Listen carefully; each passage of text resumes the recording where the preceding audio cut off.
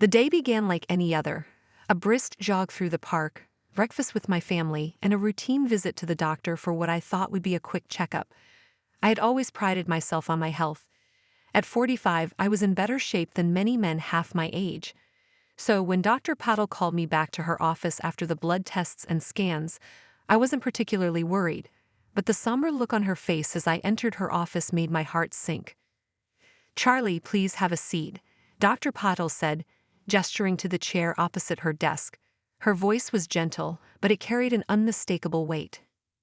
I sat down, trying to keep my composure. "What's going on, Doc?" She took a deep breath, her eyes locking onto mine. "Charlie, I'm afraid I have some difficult news. Your tests indicate that you have advanced Hodgkin's lymphoma." The words hung in the air, heavy and suffocating. I felt the room spin around me, and I gripped the arms of the chair to steady myself. "Cancer," I managed to choke out. Dr. Patel nodded, her expression one of deep empathy. "Yes, Hodgkin's lymphoma is a type of cancer that affects the lymphatic system. It's advanced, but we're going to fight this, Charlie. There are treatment options, and I believe we can manage it." The rest of the conversation was a blur. Words like chemotherapy, radiation, and survival rates swirled around me, but I couldn't process any of it. My mind was stuck on one terrifying thought: I had cancer. I don't remember leaving the doctor's office or driving home. My body moved on autopilot, my mind numb with shock. When I walked through the front door, Nora was in the kitchen preparing lunch. She turned to greet me with her usual warm smile, but it faltered as soon as she saw my face. "Charlie, what's wrong?" she asked, rushing over to me. "You're as white as a sheet." I took a deep breath, trying to steady my voice. "Nora, we need to talk. Let's sit down." We moved to the living room, and I called Ellie to join us. She bounded down the stairs, her teenage exuberance a stark contrast to the heaviness I felt. When we were all seated, I took Nora's hand in one of mine and Ellie's in the other. I looked at them, my beautiful wife and daughter, and felt a pang of fear for the first time. "I went to the doctor today," I began, my voice trembling, "and the news isn't good. I've been diagnosed with Hodgkin's lymphoma. It's advanced." Nora gasped, her free hand flying to her mouth. Ellie's eyes widened in shock, and she squeezed my hand tightly. "Dad, what does that mean?" "Are you going to be okay?" "I'm going to fight it," I said, trying to sound more confident than I felt. "It's going to be tough. I'll need chemotherapy and maybe other treatments. But I'm not giving up. We'll get through this together." Tears streamed down Nora's face as she pulled me into a tight embrace. "We're here for you, Charlie. Whatever you need, we'll be by your side. We'll fight this together." Ellie nodded, her own eyes glistening with tears. "Yeah, Dad, we'll help you. You're not alone." Their words, their promises of support, gave me the strength I needed in that moment. Despite the fear gnawing at my insides, I felt a glimmer of hope. We would face this challenge as a family, and somehow we would come out the other side. That night, as we sat around the dinner table, the atmosphere was heavy with unspoken worries. Nora kept casting glances at me, her eyes filled with concern, while Ellie picked at her food, her usual chatter replaced by silence. I knew this was just the beginning of a long, arduous journey, but with my family by my side, I believed I could face whatever lay ahead. Later, as Nora and I lay in bed, she turned to me, her voice barely a whisper. "Charlie, I'm scared. I don't know how we're going to get through this." I took her hand in mine, squeezing it gently. "I'm scared too, Nora, but we have each other. We'll take it one day at a time. And we'll get through it. Together." She nodded, a tear slipping down her cheek. Together. As I drifted off to sleep, I held onto that word like a lifeline. Together. With Nora and Ellie by my side, I felt a renewed determination to fight. I didn't know what the future held, but I knew one thing for certain. I wasn't giving up without a fight. The first week of chemotherapy was brutal, a relentless assault on my body. The doctors had warned me about the side effects, but nothing could have prepared me for the reality. The nausea was constant, a sickening wave that left me unable to eat or drink. My muscles ached and my energy was sapped, leaving me feeling weak and helpless. Each treatment felt like a marathon, and I was stumbling right out of the gate. Nora and Ellie were my lifelines during those early days. They took over all the household duties, managing everything from cooking and cleaning to driving me to my appointments. Nora handled it all with a quiet determination, her face set in a mask of resolve. Ellie, who had always been the bright spark in our home, did her best to keep my spirits up with her youthful optimism. One evening after a particularly grueling session, I returned home feeling utterly drained. I collapsed onto the couch, unable to muster the energy to do anything more than breathe. Nora appeared a few minutes later, carrying a tray with a bowl of broth and a cup of herbal tea. "How are you feeling?" she asked, setting the tray on the coffee table in front of me. "Like I've been hit by a truck," I replied, managing a weak smile, "but I'll be okay. Thanks for this, Nora." She nodded, her eyes filled with concern. "You need to eat something, even if it's just a little. You have to keep your strength up." I nodded, reaching for the bowl. "I know. I'll try." Ellie bounced into the room then, her usual energy tempered by worry. "Hey, Dad. I was thinking we could watch a movie tonight. Something fun to take your mind off things. What do you say?" I smiled at her enthusiasm, grateful for her efforts to keep things normal. "That sounds great, Ellie. You picked the movie." She grinned and dashed off to grab her favorite comedy. As the opening credits rolled, I felt a flicker of normalcy return. For a few hours we laughed and joked, and the weight of my illness seemed to lift, if only for a little while. But as the days turned into weeks, the strain began to show. Nora's once cheerful demeanor grew more strained, and Ellie's efforts to keep things light became increasingly forced. I could see the exhaustion in their eyes, hear the frustration in their voices. The chemo was taking its toll on all of us, and there was no end in sight.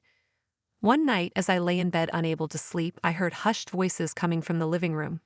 Curious, I got up and quietly made my way to the door, peeking out to see Nora and Ellie sitting at the kitchen table, their faces illuminated by the dim light.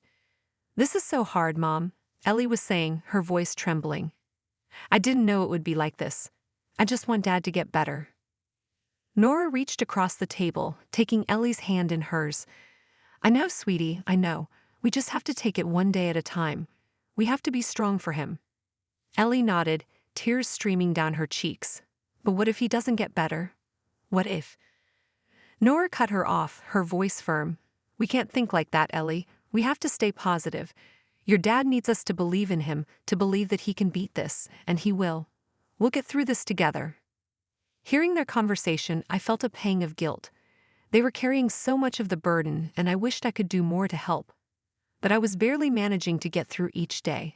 I returned to bed, determined to find a way to ease their load, even if just a little. The next day, during a rare moment of clarity, I sat Nora down for a talk. "Nora, I know this is hard on you and Ellie, and I hate that I'm putting you both through this." She shook her head, tears welling in her eyes. "Charlie, don't. This isn't your fault. We're in this together." "I know, but I've been thinking," I continued, my voice steady. "Maybe we should hire a nurse to help out. Just a few days a week. It would take some of the pressure off you and Ellie." Nora looked at me, her expression conflicted. "I don't know, Charlie. I mean, we're managing, aren't we?" "We are," I agreed, "but it's taking a toll on you both. I can see it, and I don't want to make things harder than they already are. Please just think about it." She nodded slowly, wiping away a tear. "Okay, I'll think about it." A few days later, after another exhausting round of chemo, Nora agreed. We contacted the hospital for recommendations, and soon we had Layla, a kind and capable nurse, coming in to help.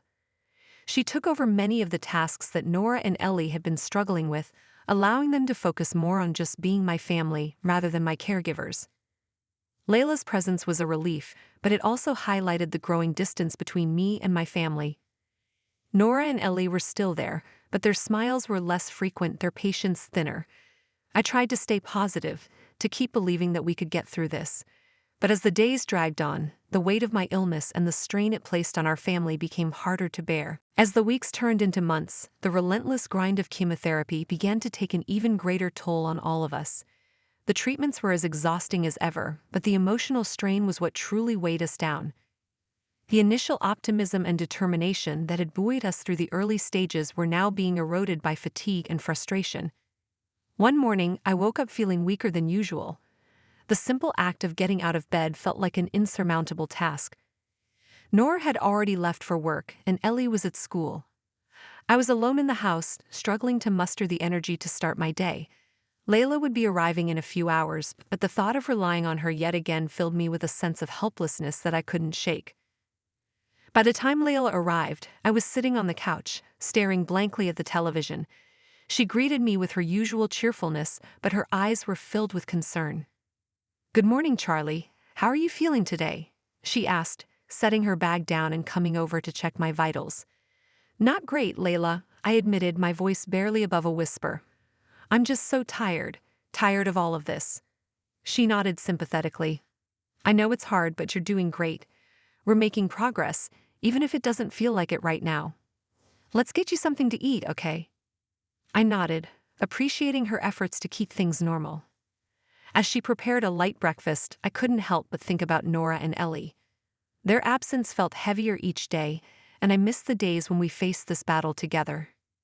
That evening, Nora returned home later than usual, looking visibly exhausted. She barely acknowledged me as she dropped her bag by the door and headed to the kitchen. I could hear the clatter of dishes and the hum of the microwave as she prepared dinner. When Ellie arrived a few minutes later, she went straight to her room without a word. "Dinner's ready," Nora called out, her voice devoid of its usual warmth. I made my way to the dining table, feeling the weight of the silence between us. Ellie joined us, her eyes glued to her phone. The air was thick with tension, and I knew we couldn't go on like this. "Nora, Ellie," I began, breaking the silence. "We need to talk." Nora looked up, her eyes tired and weary. "What is it, Charlie?" "I can't keep doing this to you both," I said, my voice shaking with emotion. "I see how hard this has been on you, and I hate that I'm putting you through this. Maybe it's time we consider other options." Ellie looked up from her phone, her expression a mix of frustration and guilt. "What do you mean, Dad? What other options?" "I'm thinking we should get more help," I continued. "Maybe have Layla come more often, or even look into a full-time caregiver. I don't want you both to feel like you have to carry this burden alone." Nora sighed, her shoulders slumping. "Charlie, we've talked about this. We're managing. We just need to hang in there a little longer." "But at what cost?" I asked, my voice rising. "I see the strain this is putting on you both. I don't want to lose my family because of this." Ellie's eyes filled with tears. "Dad, we're trying. But it's so hard. I didn't know it would be like this." "I know, sweetheart," I said, reaching out to hold her hand. "And that's why we need to find a way to make this easier, for all of us." Nora was silent for a moment, her eyes fixed on the table. Finally, she looked up, her expression one of resignation. "Maybe you're right. Maybe we do need more help. I don't know how to let go." "You don't have to let go," I said gently. "You just need to let others in. We can't do this alone, and that's okay." The days that followed were a whirlwind of phone calls and consultations. We found a full-time caregiver, a kind and capable woman named Margaret, who quickly became an invaluable part of our lives. With her help, the household ran more smoothly, and Nora and Ellie could finally catch their breath. But despite the relief Margaret brought, the emotional distance between us continued to grow. Nora and Ellie seemed to be pulling away, retreating into themselves. I tried to reach out, to bridge the gap, but it felt like we were all trapped in our own private battles. One evening, after a particularly difficult day, I overheard a conversation between Nora and Ellie that shattered me. "I can't do this anymore, Mom," Ellie said, her voice trembling. "I miss the way things used to be. I miss Dad." "I know, Ellie," Nora replied, her voice heavy with sadness. "I miss him too, but we have to be strong for him." "But what about us?" Ellie cried. "What about our family? It feels like we're falling apart." Nora's silence spoke volumes. I felt a pang of guilt and sorrow, realizing just how deeply my illness had affected them. It wasn't just my fight, it was our fight, and it was tearing us apart. The breaking point came a few weeks later. It was a morning like any other, but the tension in the house was palpable. Nora and Ellie were barely speaking, and the air was thick with unspoken words. As I sat down for breakfast, I could feel the weight of their frustration and exhaustion bearing down on me. "Nora, Ellie," I said quietly, trying to keep my voice steady. "We need to talk. Really talk." Nora looked at me, her eyes filled with unshed tears. "What is there to talk about, Charlie? We're doing everything we can." "But it's not enough," I said, my voice breaking. "We're not enough. This isn't working. We're falling apart, and I don't know how to fix it." Ellie stood up abruptly, her chair scraping against the floor. I can't do this, she said, her voice choked with emotion. I just can't. She ran out of the room, leaving Nora and me in stunned silence. I could see the pain in Nora's eyes, and it mirrored my own. We were at a breaking point, and I didn't know how to hold us together. Nora, please, I said, reaching out to her. We can't keep going like this. We need to find a way to heal, all of us. She nodded, tears streaming down her face. I know, Charlie, I know, but I don't know how. And in that moment, I realized that healing wouldn't come from fighting the cancer alone. It would come from facing our fears, our pain, and our brokenness together. Only then could we begin to find our way back to each other. The morning light filtered weakly through the drawn curtains, casting a somber glow over the living room where I sat waiting. The air was heavy with a silence that felt unnatural, a stark contrast to the usual hum of activity. I glanced at the clock, noting that it was almost time for my chemotherapy appointment. Yet Nora and Ellie were nowhere to be seen. I tried calling out, my voice hoarse and weak. Nora? Ellie? Are you there? No response. A gnawing sense of dread began to creep into my stomach. I slowly rose from the couch, feeling the familiar wave of dizziness wash over me. I made my way through the house, checking each room. It wasn't until I reached our bedroom that I found it, Nora's side of the closet empty. Her clothes were gone, leaving behind only empty hangers swinging slightly as if taunting me. I stumbled back, the cold sweat breaking out on my forehead. My mind raced, refusing to accept the reality that was beginning to take shape. I called Nora's phone, but it went straight to voicemail. Panic set in, and I dialed Ellie's number next, only to be met with the same result. Desperation clawed at me as I sank to the floor. How could they just leave? How could they abandon me when I needed them the most? It wasn't long before Layla arrived, her usual cheerful demeanor replaced by a look of concern when she saw me on the floor. She rushed over, helping me up and guiding me back to the couch. Charlie, what happened? She asked, her voice gentle but urgent. They're gone, I managed to say, my voice breaking. Nora and Ellie, they've left. Layla's eyes widened in shock. What do you mean they've left? Where did they go? I don't know, I said, tears streaming down my face. I woke up this morning and they were just gone. All of Nora's things are gone. They didn't say anything, didn't leave a note. Nothing. Layla hugged me tightly, trying to offer some comfort. I'm so sorry, Charlie. I can't believe they would do this. But we'll get through this, okay? I'm here for you. Her words were a balm, but the wound was still fresh and raw. As the reality of my situation sank in, a deep sense of betrayal settled over me. They had promised to stand by me, to fight this battle together. And now they had left me to face it alone. The days that followed were a blur of pain and confusion. Layla took over the household duties, ensuring that I got to my appointments and had everything I needed. Despite her best efforts, though, there was no escaping the emptiness that Nora and Ellie's departure had left behind. One evening, as Layla was preparing dinner, the doorbell rang. I was too weak to get up, so she answered it. I heard murmured voices and then Layla's footsteps as she approached with a solemn expression. Charlie, it's Nora, she said softly. She's here to talk. I felt a surge of mixed emotions, anger, relief, sorrow. I nodded, bracing myself for what was to come. Nora entered the room, looking tired and strained. She sat down across from me, her eyes avoiding mine. Nora, I began, my voice trembling with the weight of my feelings. Why did you leave? Why did you take Ellie and just go?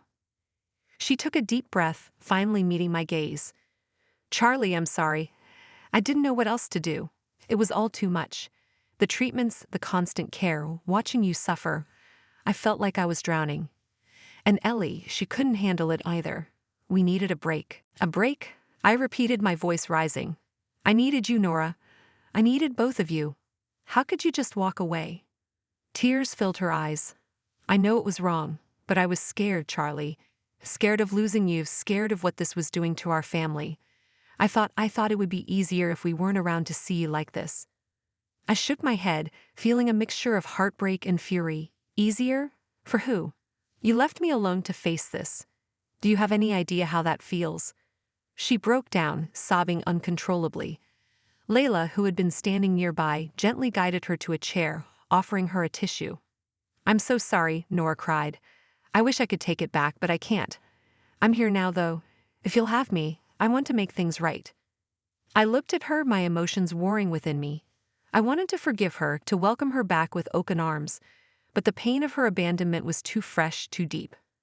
"I don't know if I can," I said finally, my voice barely above a whisper. "You left when I needed you the most.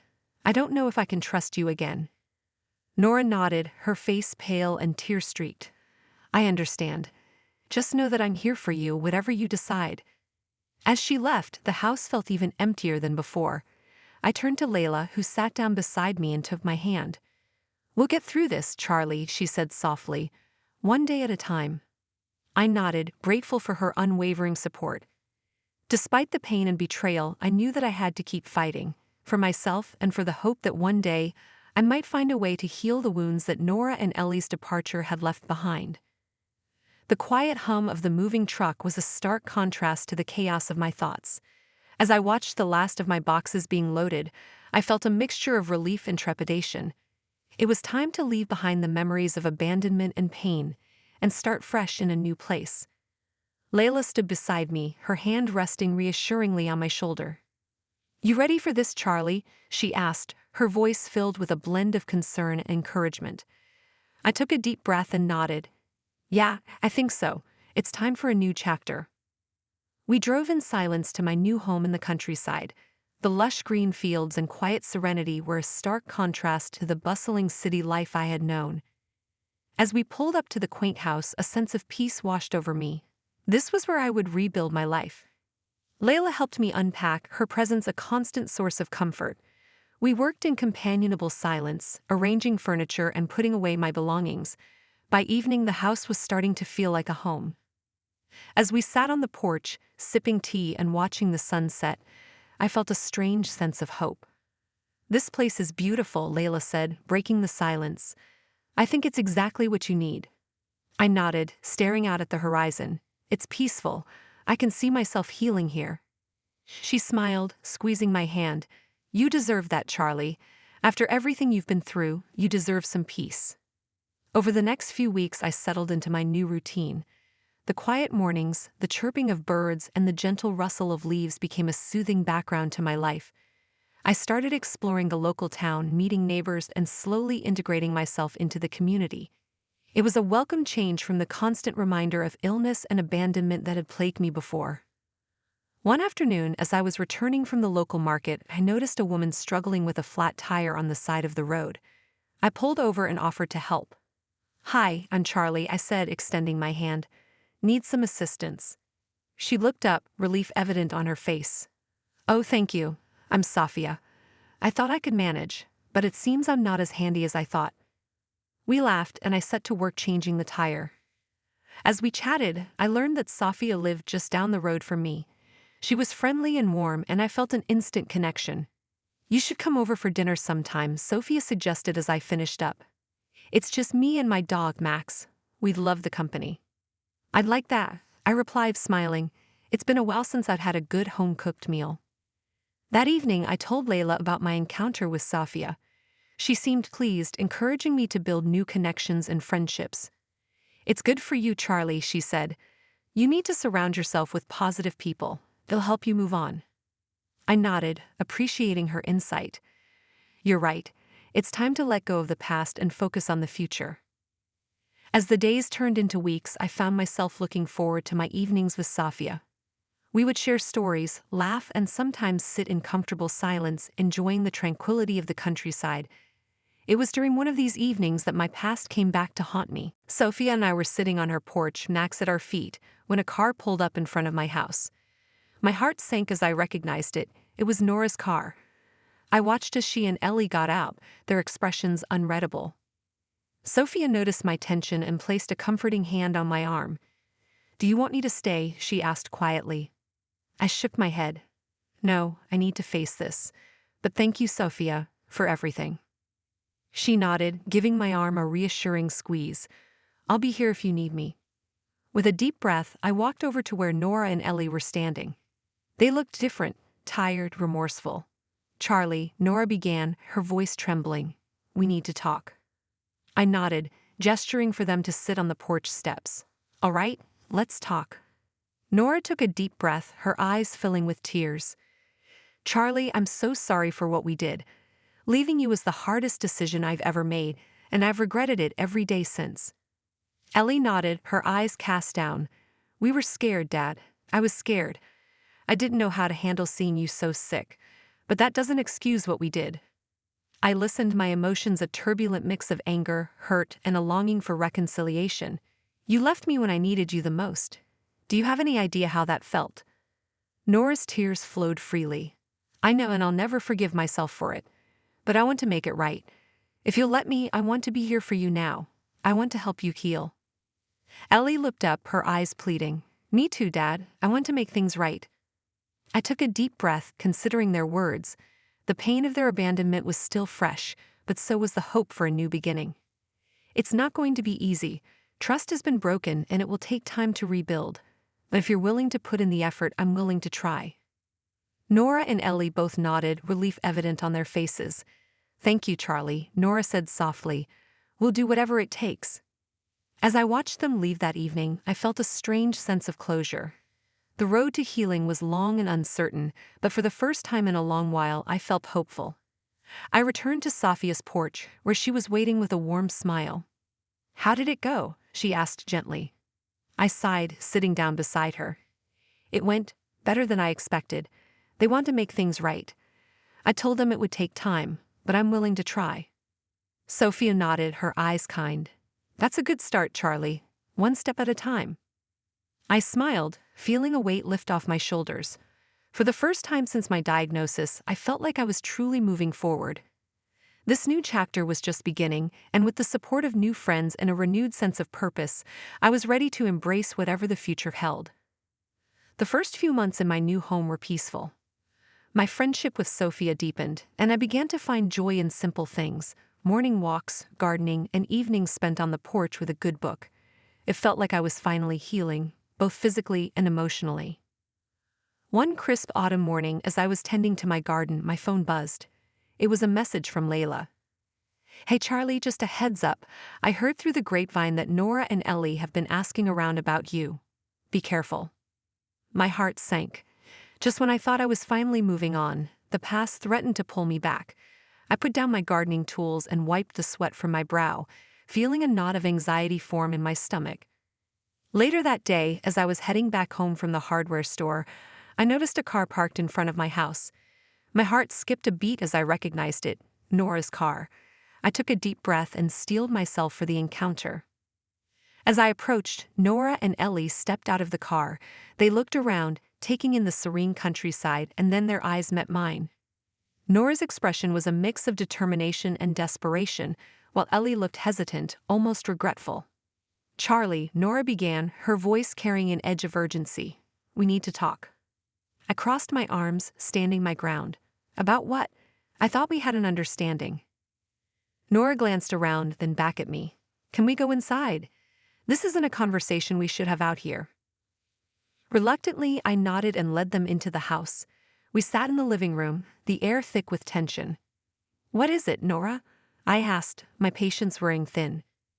She took a deep breath, her eyes pleading. Charlie, we're in trouble. Financial trouble. After we left, things fell apart.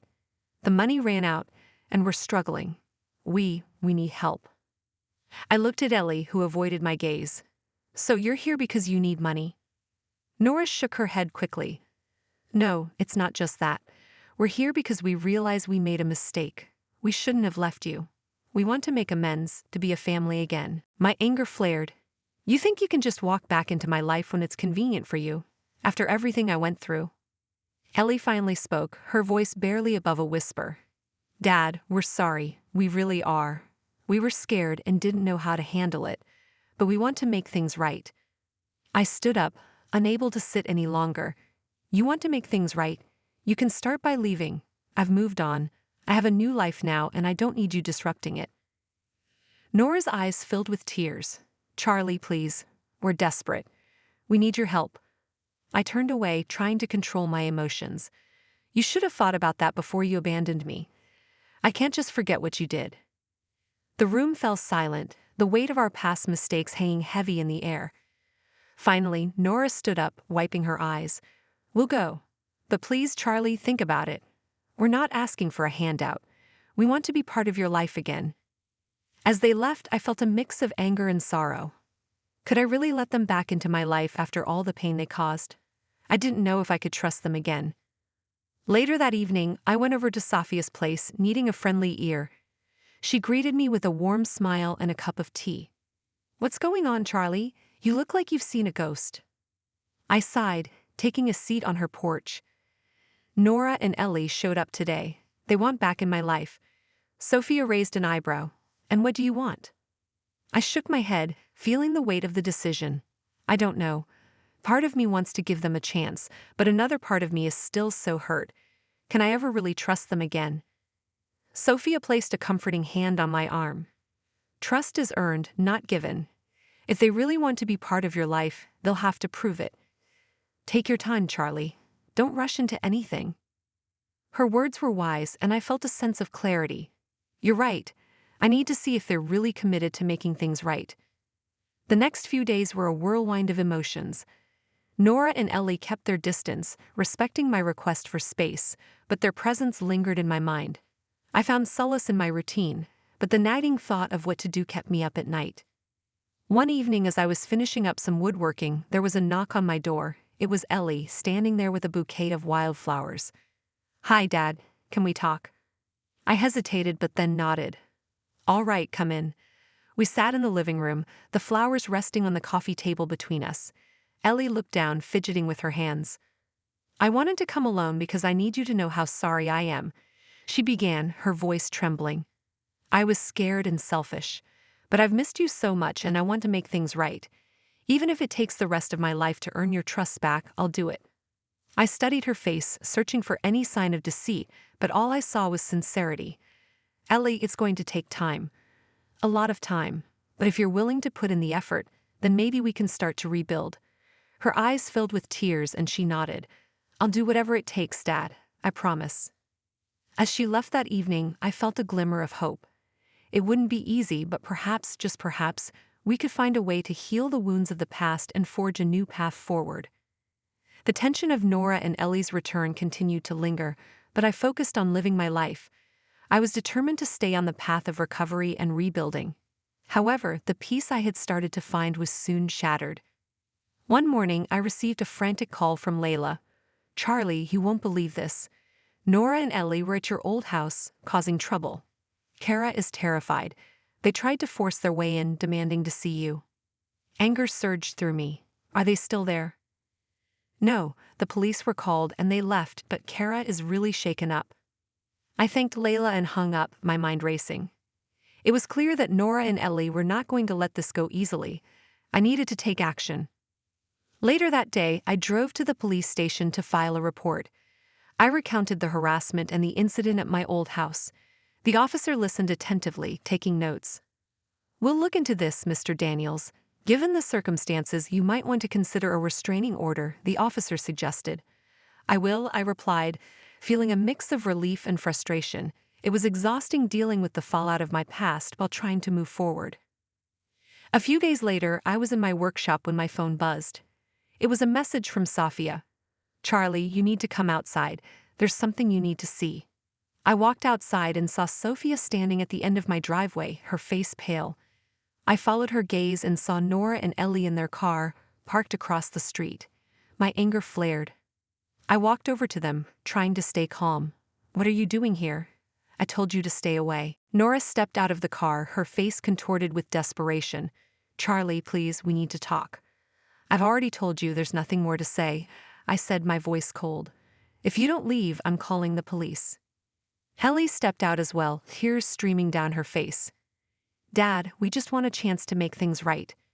Before I could respond, Sophia walked over, her face set with determination. "You two need to leave.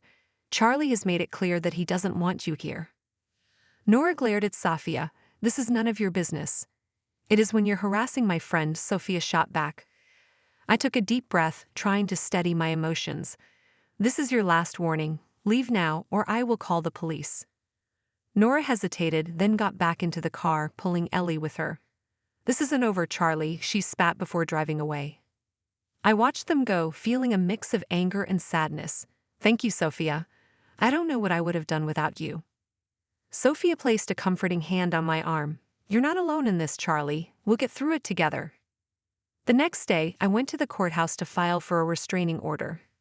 The process was grueling, but it was necessary. I couldn't allow Nora and Ellie to disrupt my life any further. A week later, I received a call from the police. They had enough evidence to press charges against Nora and Ellie for harassment and vandalism. I felt a sense of vindication, knowing that justice was finally being served. I attended the court hearing where Nora and Ellie faced the charges. Nora looked defiant, but Ellie seemed broken. The judge listened to the evidence and handed down the verdict. Nora would face jail time, while Ellie would receive community service and mandatory counseling. After the hearing, Ellie approached me, her eyes filled with tears. Dad, I'm so sorry for everything. I never wanted it to come to this. I looked at her, my heart heavy with conflicting emotions. Ellie, you need to take responsibility for your actions. I hope you use this time to reflect and change. She nodded, her tears falling freely. I will, Dad, I promise. As I walked out of the courthouse, I felt a weight lift off my shoulders. Justice had been served, and now I could finally begin to heal. The road ahead wouldn't be easy, but with the support of friends like Safia and Layla, I knew I could find peace. That evening, as I sat on my porch with Safia, watching the sunset, I felt a sense of hope. Thank you for everything, Safia. I don't know what I would have done without you. She smiled, squeezing my hand. You're stronger than you think, Charlie. You've come a long way, and I'm proud of you. I looked out at the horizon, feeling a sense of calm. Here's to new beginnings and a brighter future. Sophia raised her glass. To new beginnings. As the sun dipped below the horizon, I felt a sense of closure. The past was finally behind me, and the future, for the first time in a long while, looked promising.